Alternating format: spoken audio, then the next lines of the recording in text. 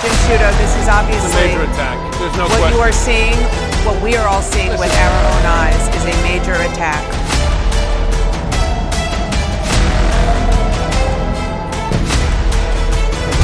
नाजरीन, ईरान ने ईंट का जवाब पत्थर से दे दिया और ऐसा जवाब दिया कि सियोनी रियासत की ईंट से ईंट बजा डाली। हमास सरबराह इस्माइल हनिया और हिजबुल्लाह के हसन नसरुल्लाह की शहादत का बदला ले लिया। ईरान ने एक साथ इसराइल पर 400 मिसाइल दागे जिन्होंने बड़े पैमाने पर तबाही मचाई। न सिर्फ तबाही मचाई बल्कि इसराइली वजीर दिफा योगलैंड को भी उड़ा दिया गया।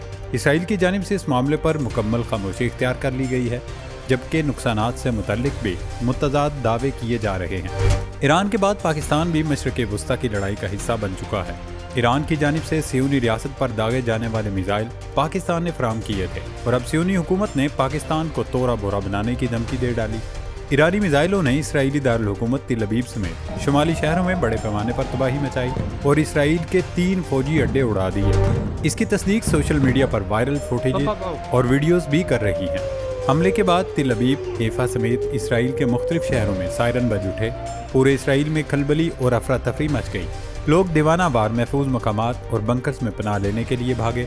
इसराइल में इस कदर खौफ था कि जंगी कैबिनेट का इजलास भी बंकर में किया गया।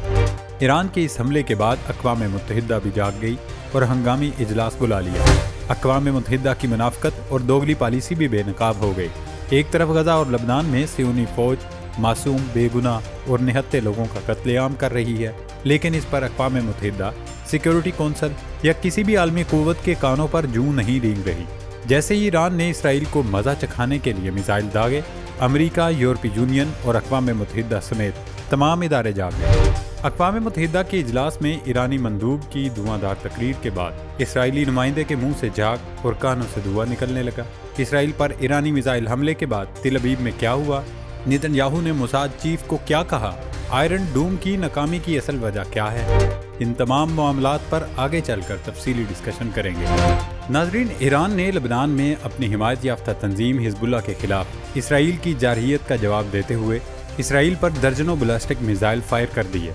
ईरानी मीडिया का दावा है कि ईरान से 400 मिसाइल दागे गए, जबकि इसराइली हुकाम कहते हैं 180 मिसाइल फायर किए गए। दरअसल इसराइल के पास वो डाटा है जो आयरन डोम ने उसे फराहम किया। ईरान के दागे गए 400 में से 180 मिसाइलों को आयरन डोम रोकने में कामयाब रहा, जबकि बाकी 220 मिसाइलों ने न सिर्फ हदफ को निशाना बनाया बल्कि भरपूर तबाही भी मचाई।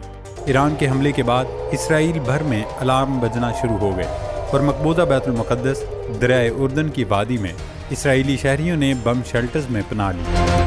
कल शाम तकरीबन 7:30 बजे इसराइल में मामूलात ज़िंदगी मामूल के मुताबिक रमा दमा थी। अचानक लोगों के मोबाइल बज उठे। तमाम लोगों को इसराइली फ़ौज की होम फ्रंट कमांडर की तरफ से पैगाम भेजा गया था कि तमाम लोग फौरी किसी महफूज इलाके में दाखिल हो जाएं और अगली हिदायत तक वहीं मुकीम रहें। इस मैसेज का उन्वान जान बचाने वाली हिदायत दर्ज था। दरअसल जब से नेतन्याहू ने गजा और लबनान में हमास और हिजबुल्लाह के साथ सींग फंसाए हैं, तब से ही आए रोज इसराइल में सायरन बजाए जाते हैं। इसलिए लोगों ने सायरन की वार्निंग को संजीदा लेना छोड़ दिया। यही वजह है कि सियोनी फौज ने ईरानी हमले के पेश नज़र लोगों को बाकायदा मैसेज भेजकर महफूज मकामात पर मुंतकिल करवाया, वरना ईरानी हमले में बड़ी तबाही मचनी थी।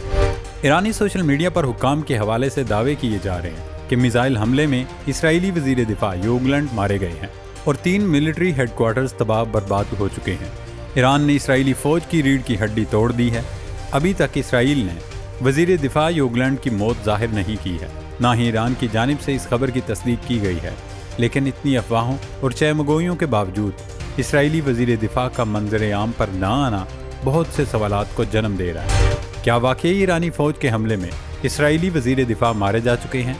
अगर ऐसा है तो फिर सियोनी रियासत पलटकर ईरान पर ज़रूर वार करेगी, क्योंकि नेतन्याहू को फेस सेविंग के लिए कुछ न कुछ ज़रूर करना होगा। अगर इसराइली वजीर दिफा इस हमले में मारे नहीं भी गए तो कम अज़ कम ये ज़रूर लगता है वो शदीद ज़ख्मी हुए हैं, वरना वो यकीनी तौर पर मीडिया के सामने आकर तरदीद कर देते।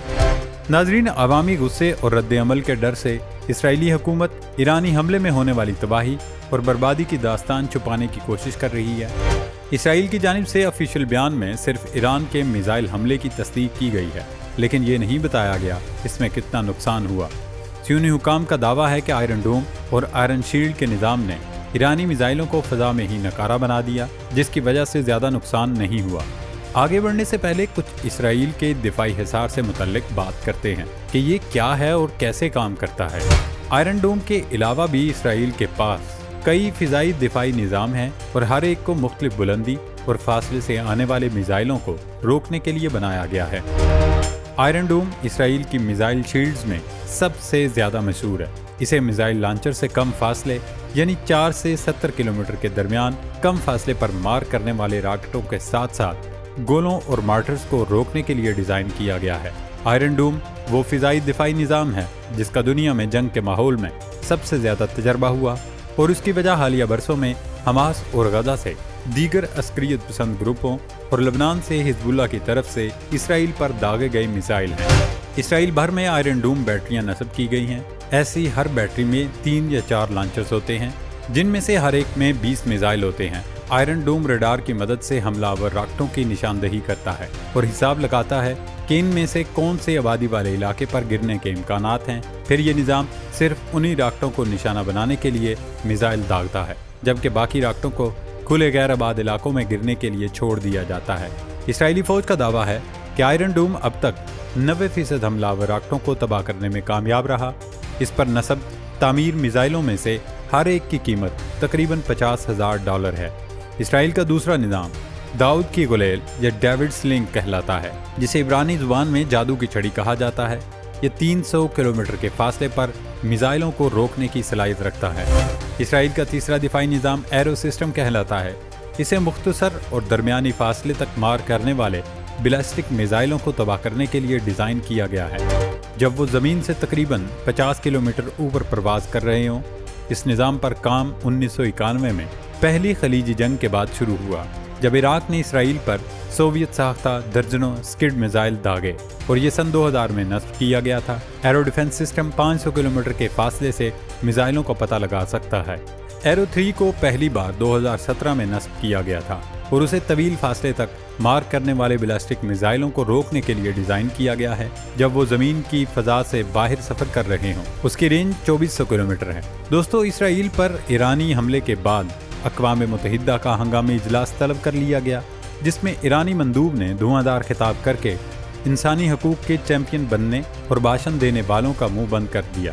ایرانی مندوب امیر سعید ایروانی نے اقوام متحدہ میں خطاب کے بعد کہا، حماس اور حزب اللہ کے سینئر رہنماؤں کے قتل کے بعد اسرائیل پر ایران کے میزائل حملے جائز ہیں۔ انہوں نے خبردار کیا کہ ایران کے خلاف کسی بھی نئے حملے کا انتہائی سخت اور فیصلہ کن جواب دیا جائے گا۔